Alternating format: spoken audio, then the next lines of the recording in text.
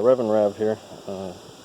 I have a vintage Massey Ferguson 7 that I've had since middle school. I know it's kind of cliched when I watch some of the other videos on these things, but nevertheless, finally getting around to restoring it after lugging it around from house to house over the last 20-some years. Actually, no, it's almost 30. No, that's scary.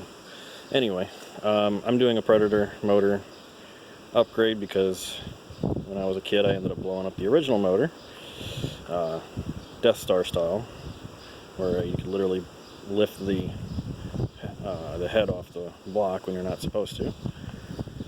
And then I had a Kohler engine in it for a short time after that, until the connecting rod blew apart on that, and then I never really did anything with it afterwards because I was starting to get into cars and adulthood and all that good stuff. But as you can see, it's got brand new tires on it. Just finally put them on today.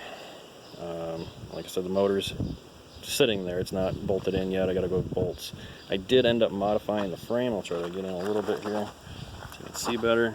Only because for whatever reason, the Predator motor sits so low, it was kind of rocking and hitting that frame rail. So I decided to notch it out. I will have to clean it up a little bit more with the grinder. I'll get to that here shortly. I want to get it mounted in, or at least mocked in a little better. I have a newer pulley coming and an adapter for it from the original Massey Ferguson 7, set up off of eBay. It's a 1-inch bore, and the Predator motors are 3/4, so I have to get an adapter for it. So that should be in later this week.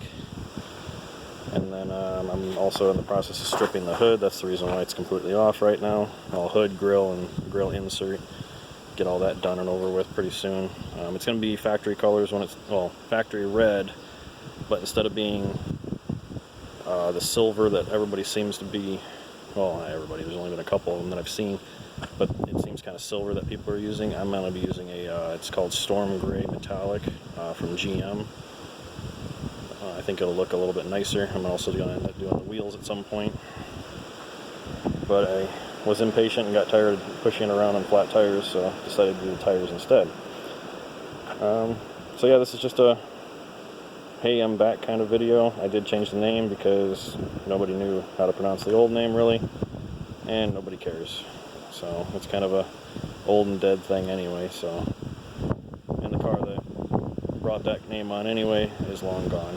So anyway, when things get moving a little bit further forward on this, I'll make more videos on this. My Caprice is running pretty decent. We'll maybe do another video on that later.